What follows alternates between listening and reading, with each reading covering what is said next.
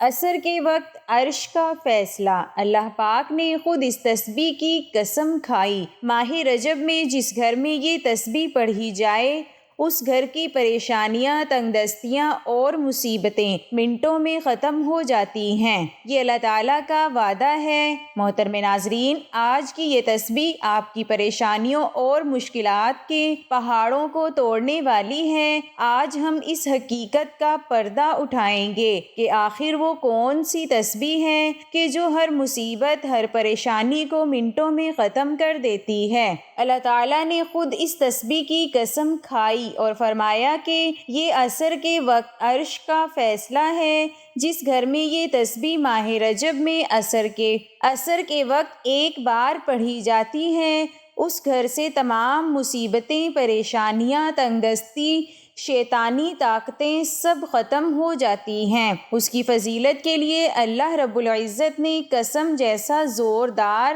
اعلان فرما دیا اور یہ فرمایا کہ جو یہ تسبیح ماہ رجب میں عصر کے وقت پڑھتا ہے تو اس کی تمام مشکلیں آسان ہو جاتی ہیں۔ ذرا سوچیں، جب خالق کائنات خود کسی چیز کی گارنٹی دے رہا ہے تو پھر اس کے اثر میں کوئی شک کی کوئی گنجائش کیسے باقی رہ سکتی ہے؟ آپ کو صرف وہ تسبیح ہی نہیں بتائیں گے بلکہ اس پر عمل کرنے کا وہ طریقہ بھی بتائیں گے جس سے عصر کے وقت کی ساری برکات آپ کو حاصل ہو جائیں گی۔ تو اس بابرکت تسبیح جس کے بارے میں اللہ رب العزت نے قسم کھائی اور اس کے بارے میں جاننے کے لیے گزارش ہے کہ ویڈیو کو آخر تک لازمی دیکھیے گا۔ محترم ناظرین، آج کے اس تیز رفتار اور پرفتن دور میں ہم جس طرف بھی نظر اٹھاتے ہیں ہر انسان ایک گہری بے چینی، ایک اندرونی کرب اور نوعیت کی پریشانیوں میں مبتلا نظر آتا ہے۔ وہ دولت مند ہو یا غریب حکمران ہو یا عام شہری، ہر ایک کی زبان پر اپنی مشکلات کا رونا ہے۔ گھر میں سکون ختم ہو چکا ہے، آپس کے رشتے ٹوٹ رہے ہیں، اولاد نافرمان ہو رہی ہے اور کاروبار کے معاملات میں برکت نہیں رہی۔ کیا آپ نے کبھی غور کیا ہے کہ یہ سب ہمارے ساتھ کیوں ہو رہا ہے؟ پہلے تو ایسا نہیں تھا۔ کیا ہمارا معاشرہ دن بدن مسائل کے سمندر میں کیوں غرق ہوتا جا رہا ہے؟ اس کا جواب ہمیں کسی سائنسدان یا نفسیات کے پاس نہیں ملے گا بلکہ اس کی جڑ ہماری اپنی غفلت میں پیوست ہے۔ ہمارے ان تمام پریشانیوں کی بنیاد، سب سے بڑی وجہ ہمارا اپنا خالق و مالک اور رازق اللہ رب العزت سے دور ہونا ہے۔ ہم دنیا کے عارضی جھمیلوں میں، فانی لذتوں کی دوڑ میں اس قدر مگن ہو چکے ہیں کہ ہم نے دین کو جو ہماری ابدی نجات کا واحد ذریعہ ہے پسے پشت ڈال دیا ہے۔ جب انسان اپنے مقصد تخلیق کو بھلا دیتا ہے تو خالق بھی اس پر دنیاوی مشکلات کے دروازے کھول دیتا ہے تاکہ وہ بندہ پلٹ کر، تھک ہار کر اپنے اصل ٹھکانے یعنی رب کے در پر واپس آ جائیں۔ یہ ایک اٹل اور قرآنی حقیقت ہے کہ ہم جتنا اسلام کی تعلیمات اور ہمارے پیارے نبی حضرت محمد مصطفیٰ صلی اللہ علیہ وسلم کی سنتوں اور قرآن کے نور سے دور ہوں گے اتنا ہی ہم دنیاوی اور آخروی مصیبتوں میں گرتے چلے جائیں گے، کیونکہ ہمارے دل کا سکون صرف اللہ پاک کے ذکر میں پوشیدہ ہے۔ لیکن محترم ناظرین، یہاں مایوس ہونے کی ضرورت نہیں، کیونکہ ہمارا رب کوئی سخت گیر اور بے نیاز ذات نہیں۔ اللہ تعالیٰ وہ ذات ہے جو نہایت ہی رحیم و کریم ہے۔ اس کی رحمت کا دامن اتنا وسیع ہے کہ وہ اپنے بندے کی چھوٹی سے چھوٹی نیکی کو بھی قبول فرما لیتا ہے اور اس کے بدلے میں بڑے سے بڑے گناہوں کو معاف کر دیتا ہے۔ وہ 70 ماؤں سے زیادہ محبت کرنے والا، ہر پل ہمیں توبہ اور واپسی کا موقع دینے والا ہے۔ محترم ناظرین، اللہ کی شان رحمت کا کوئی اندازہ اندازہ نہیں لگا سکتا۔ اللہ تعالیٰ کی رحمت کی ایک چھوٹی سی جھلک پر غور کیجیے جو ہماری بخاری شریف کی ایک مشہور روایت سے ملتی ہے۔ ایک بار بنی اسرائیل کی ایک عورت جو بدکاری کا پیشہ کرتی تھی ایک انتہائی گرم دن میں سفر کر رہی تھی۔ اس نے راستے میں ایک کتے کو شدید پیاس کی حالت میں ہانپتے ہوئے دیکھا۔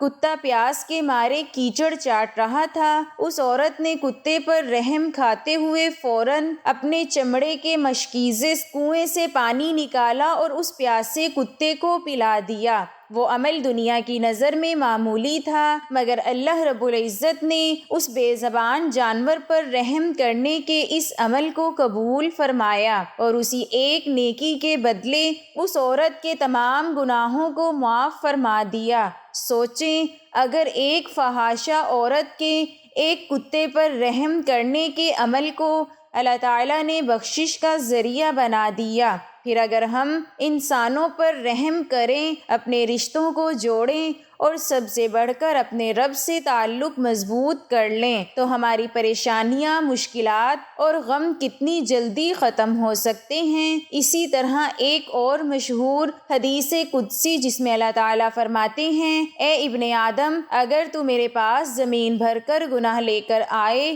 اور میرے ساتھ کسی کو شریک نہ کیا ہو تو میں اتنی ہی مغفرت لے کر تیرے پاس آؤں گا۔ یہ ہے رب کریم کی بڑائی اور غفاریت کی شان۔ وہ تو صرف ہمارے ایک قدم بڑھانے کا انتظار کر رہا ہے اور اگر ہم نے سچے دل سے رجوع کر لیا تو وہ تمام گناہوں کو دھو ڈالنے کے لیے تیار ہے۔ اب ہم نے اپنے رب کی شان کریمی کو سمجھ لیا تو ہمیں یہ بھی جاننا چاہیے کہ اس سے تعلق کیسے جوڑا جائے، کیونکہ تعلق جوڑتے ہی ہر مشکل، ہر پریشانی ختم ہو جائے گی۔ اللہ تعالیٰ سے تعلق جوڑنے کا سب سے پہلا اور اہم راستہ 5 وقت کی نماز ہے جو دین کا ستون اور ایمان کا عملی ثبوت ہے۔ محترم ناظرین، اسلام کی روح عبادت و ذکر الہی میں اور ذکر الہی میں پنہاں ہے۔ تلاوت قرآن پاک کا ذکر، اس کی حمد و ثنا، تسبیحات اللہ تعالیٰ کے ذکر کی سب سے اعلیٰ صورتیں ہیں۔ کچھ لمحات ایسے ہوتے ہیں جو اللہ پاک کے ہاں خاص فضیلت رکھتے ہیں اور انہی میں سے ایک وقت عصر کا ہے۔ وقت عصر کے وقت آسمان پر سورج اپنی منزل کے آخری کنارے کی طرف بڑھ رہا ہوتا ہے، دنیا کی رونقیں تھمنے لگتی ہیں اور فضا میں ایک خاص خاموشی چھا جاتی ہے۔ یہی وہ لمحہ ہے جب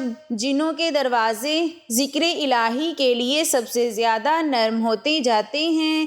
اسی سعادت میں عرش کے فیصلے کے وقت جب کوئی اخلاص نیت سے یہ تسبیح پڑھنا شروع کرتا ہے تو رحمت الہی کے دروازے اس کے لیے کھلنے لگتے ہیں۔ اس کی ہر مصیبت، ہر مشکل منٹوں میں ختم ہو جاتی ہے۔ اس کے گرد فرشتے حصار قائم کر لیتے ہیں اور اللہ تعالیٰ کی حفاظت میں آ جاتا ہے اور شیطان اس کے قریب بھی نہیں آ سکتا۔ حدیث مبارکہ میں یہ بات بارہا بیان ہوئی ہے کہ اللہ پاک کا ذکر اور تسبیحات سے نہ صرف بندے کا دل منور ہوتا ہے بلکہ ان کی تمام مشکلات اور پریشانیاں دور ہو جاتی ہیں۔ حضور اقدس صلی اللہ علیہ وسلم نے فرمایا کہ اپنے گھروں کو قبروں کی مانند نہ بناؤ بلکہ ان میں قرآن کی تلاوت، تسبیحات اور ذکر و اذکار کیا کرو، کیونکہ وہ گھر جس میں یہ عمل کیا جاتا ہے وہاں اہل آسمان کے لیے گھر نور کی طرح چمکتا ہے، جیسے وہ زمین والوں کے لیے آسمان کے ستارے۔ عصر کے وقت جب یہ تسبیح پڑھی جاتی ہے تو یہ وقت قبولیت دعا بھی ہو سکتا ہے۔ یہ عرش کے فیصلے کا وقت ہوتا ہے۔ اس گھڑی میں بندہ اللہ تعالیٰ کے قریب تر ہوتا ہے۔ اس کی زبان سے نکلنے والا ہر کلمہ اللہ پاک کے حضور خاص مقام رکھتا ہے۔ حضور اکرم صلی اللہ علیہ وسلم کی زندگی اس بات کی عملی مثال ہے کہ کس طرح تسبیحات اور ذکر ذکر اور اذکار سے تعلق انسان کی زندگی کو بدل دیتا ہے۔ آپ صلی اللہ علیہ وسلم کی تعلیمات ہمیں یہ سکھاتی ہیں کہ اللہ پاک کا ذکر اور تسبیحات کو صرف زبان سے نہیں بلکہ دل سے پڑھا جائے۔ جب بندہ اللہ تعالیٰ کی حمد و ثنا اور اس کا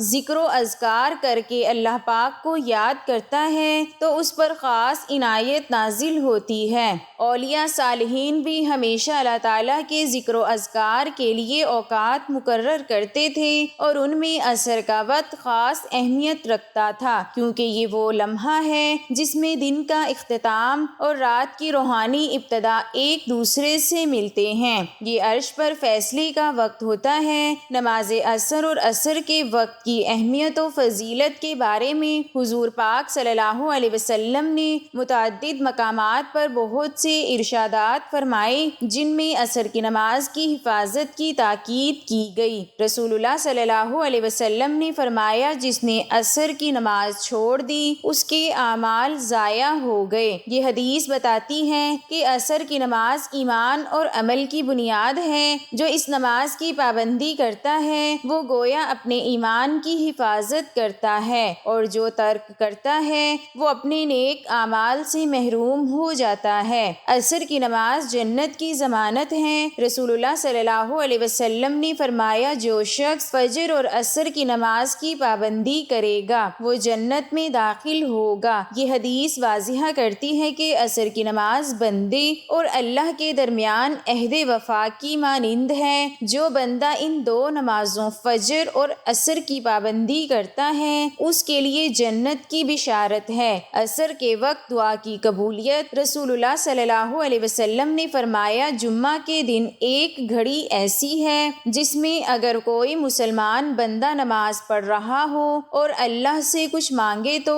اللہ تعالیٰ اسے ضرور عطا کرتا ہے۔ صحابہ کرام رضی اللہ تعالی عنہ نے پوچھا، یا رسول اللہ صلی اللہ علیہ وسلم وہ کون سی گھڑی ہے؟ آپ صلی اللہ علیہ وسلم نے فرمایا، وہ عصر کے بعد کا وقت ہے۔ یہ حدیث بتاتی ہے کہ خصوصاً جمعہ کے دن عصر کے بعد دعا کی قبولیت کے خاص لمحات ہوتے ہیں۔ یہ وقت روحانی طور پر انتہائی بابرکت ہے، لہٰذا عصر کے بعد قرآن کریم کی تلاوت، ذکر و اذکار اور دعا کا اہتمام کرنا قبولیت کا سبب بنتا ہے۔ عصر کی نماز فرشتوں کے گواہ ہونے کا وقت ہے۔ رسول اللہ صلی اللہ علیہ وسلم نے فرمایا، تمہارے پاس رات اور دن کے فرشتے آتے ہیں اور فجر اور عصر کے وقت جمع ہوتے ہیں۔ پھر جو فرشتے تمہارے پاس رات گزارتے ہیں وہ اوپر جاتے ہیں تو اللہ تعالیٰ ان سے پوچھتا ہے، تم نے میرے بندوں کو کس حال میں چھوڑا؟ وہ عرض کرتے ہیں، ہم نے انہیں نماز پڑھتے ہوئے چھوڑا اور نماز پڑھتے ہوئے پایا۔ عصر کا وقت وہ مبارک لمحہ ہے جب فرشتے بندوں کے اعمال اللہ پاک کے حضور پیش کرتے ہیں۔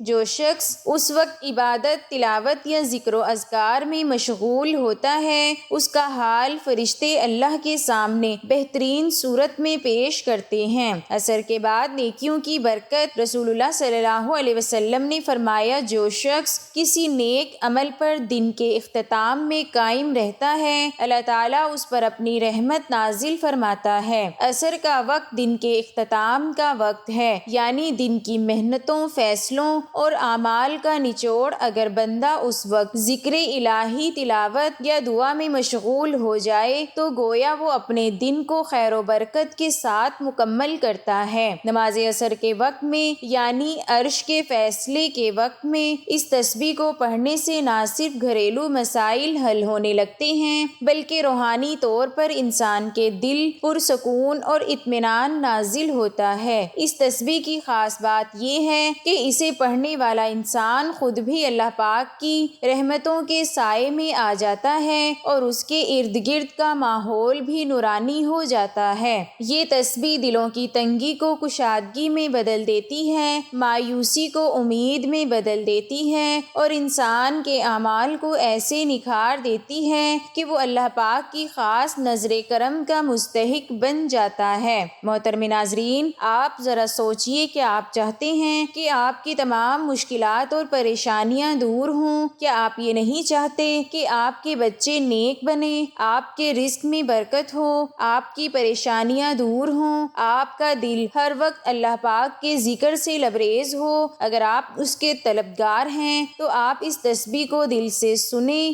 سمجھیں اور اس عمل کو اپنی زندگی کا حصہ بنا لیں، کیونکہ یہ وہ عمل ہے جس سے نہ صرف انسان کی مصیبتیں اور پریشانیاں دور ہوتی ہیں بلکہ وہ اللہ تعالیٰ اور اس کے نبی صلی اللہ علیہ وسلم کے قرب کا حقدار بن جاتا ہے۔ اگر آپ چاہتے ہیں کہ آپ کا دل نور سے منور ہو جائے، آپ کے دل سے وسوسے، اندھیرے، غم کے بادل چھٹ جائیں اور آپ کی زندگی میں سکون آ جائے، تو آپ نے عرش کے فیصلے کے وقت یعنی عصر کے وقت اس عمل کو لازمی کرنا ہے اور اس کے اثرات آپ خود دیکھیں گے۔ ناظرین، اب جب وقت کی نزاکت ہم پر واضح ہو چکی ہے اور ہم یہ جان چکے ہیں کہ یہ وہ وقت ہے جب عرش کے فیصلے زمین پر نازل ہوتے ہیں، تو آئیں اب ہم جانتے ہیں کہ اس خاص تسبیح کے بارے میں کہ جسے ماہ رجب میں عصر کے وقت پڑھنے سے اللہ تعالیٰ نے ہر مشکل کے خاتمے کی قسم جیسا زوردار وعدہ فرمایا۔ آپ نے اس عمل کو پورے دھیان اور اللہ پر کامل یقین کے ساتھ سننا ہے، کیونکہ یہ عمل مختصر ضرور ہے مگر اس طاقت اور تاثیر غیر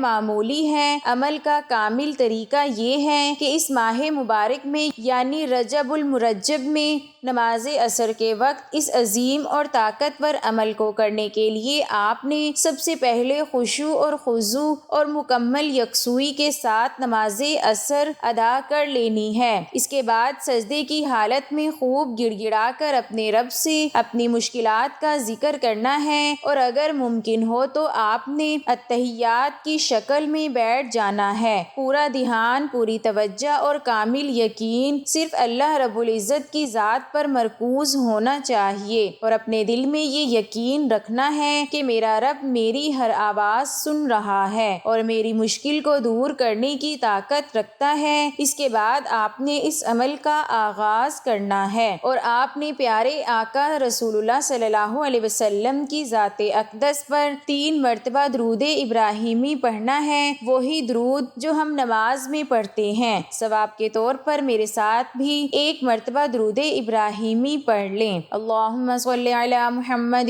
وعلی آل محمد کما صلیت علی ابراہیم وعلی آل ابراہیم انک حمید مجید۔ اللہم بارک علی محمد وعلی آل محمد کما بارکت علی ابراہیم وعلی آل ابراہیم انک حمید مجید۔ یہ درود پڑھتے ہی آپ کا پورا عمل اللہ پاک کی بارگاہ میں قبولیت کا لباس پہن لے گا۔ جیسے ہی آپ درود پاک پڑھ لیں، اس کے بعد فوراً بعد آپ نے اللہ رب العزت 99 بابرکت میں سے ایک بہت ہی عظیم نام یا رحمانو کی مکمل ایک تسبیح پڑھ لینی ہے۔ یا رحمانو کے ذکر کی فضیلت کا کیا کہنا، یہ نام اللہ تعالیٰ کی وسیع رحمت کو ظاہر کرتا ہے۔ جب آپ اس نام کو عصر کے وقت پورے یقین کے ساتھ پکارتے ہیں تو آپ اللہ کی اس صفت کو متوجہ کرتے ہیں جس سے پوری کائنات سیراب ہو رہی ہے۔ یہ ذکر آپ کے دل کو سکون عطا کرتا ہے اور آپ کے گناہوں کے بوجھ کو ہلکا کرتا ہے اور آپ کو اللہ پاک کی دائمی رحمت میں لے آتا ہے۔ یا رحمانو کی تسبیح مکمل کرنے کے بعد فوراً بعد آپ نے قرآن کریم کی سب سے چھوٹی اور سب سے بابرکت سورۃ کوثر کی 7 مرتبہ تلاوت کرنی ہے۔ بسم اللہ الرحمن الرحیم، انا اعطیناک الکوثر فصل لربک وانحر ان شانئک ھو الابتر۔ یہ سورت مختصر ضرور ہے مگر طاقت اور تاثیر ایسی کہ ہر بدخواہ، ہر دشمن اور ہر رکاوٹ کو ختم کر دیتی ہے۔ سورۃ کوثر کا معنی ہے کثرت کی بھلائی، اور جب آپ اسے پڑھتے ہیں تو اللہ تعالیٰ آپ کو دنیا میں بھی ہر قسم کی بھلائی عطا فرماتا ہے اور آخرت میں بھی کوثر کے حوض کا وعدہ ہے۔ جب آپ نے یہ سورت مبارکہ پڑھ لینی ہے تو اس کے بعد دعائے یونس پڑھنی پڑھنی ہے، جس کے پڑھتے ہی حضرت یونس علیہ السلام کی سخت ترین مشکل کا خاتمہ ہو گیا۔ آپ نے لا الہ الا انت سبحانک انی کنت من الظالمین اس دعا کی مکمل ایک تسبیح پڑھ لینی ہے۔ اس تسبیح کی فضیلت کے بارے میں ہمارے پیارے نبی صلی اللہ علیہ وسلم نے فرمایا کہ جو مسلمان بھی اپنی کسی حاجت یا پریشانی میں یہ دعا کرے، اللہ پاک اسے ضرور قبول فرمائے گا۔ جب عرش کے فیصلے کے وقت اس تسبیح کو پڑھتے ہیں تو دل سے نکلے ہوئے یہ الفاظ سیدھے عرش الہی تک پہنچتے ہیں۔ یہ تسبیح آپ کی تمام مشکلات، پریشانیوں اور تنگ دستیوں کو اس طرح ختم کر دیتی ہے جس طرح سے اس نے حضرت یونس علیہ السلام کو مچھلی کے پیٹ کی تاریکیوں سے نجات دی۔ جو ہی آپ یہ تسبیح 100 مرتبہ کی تعداد میں پڑھ لیں تو آخر میں آپ نے وہی درود پاک پڑھنا ہے جو شروع میں پڑھا تھا۔ محترم ناظرین، یہ عمل مختصر ضرور ہے مگر یہ اتنا طاقتور اور اتنا مؤثر ہے کہ جو لوگ بھی اسے اللہ پر کامل یقین اور بھروسے کے ساتھ ادا کر لیتے ہیں، اللہ کریم ان کی تمام مشکلات کو، تمام پریشانیوں اور غموں کو دور فرما دیتا ہے۔ بالخصوص عرش کے فیصلے کے وقت یعنی عصر کے وقت یہ تسبیح پڑھنے والے کے لیے اللہ پاک کے خصوصی انعامات ہیں۔ آخر میں اللہ پاک سے دعا ہے کہ اے رب کریم، جیسے تو حضرت یونس علیہ السلام کو اندھیروں سے نجات دی، ویسے ہی ہمیں بھی ہر غم، ہر دکھ اور ہر مشکل سے نجات عطا فرما۔ اے اللہ پاک، ہمارے دلوں کے بوجھ ہلکے کر دے۔ اے ہمارے رب، ہماری دعاؤں کو قبول فرما اور ہمیں اپنی رحمت اور رضا کے سائے میں پناہ دے۔ اے سب سے زیادہ مہربان، ہمیں اپنی یاد میں سکون، اپنے قرب میں راحت نصیب فرما۔ آمین یا رب العالمین۔ محترم ناظرین، اگر ویڈیو اچھی لگی ہو تو ویڈیو کو لائک کریں، دوستوں میں شیئر کریں اور چینل کو سبسکرائب کر دیں۔ محترم ناظرین، گزارش ہے کہ اپنے رزق میں برکت اور وسعت کے لیے اللہ پاک کے 99 ناموں میں سے کوئی ایک نام کمنٹس میں ضرور شیئر کریں۔ اللہ تعالی ہم سب کا حامی و ناصر ہو۔ آمین۔ جزاک اللہ۔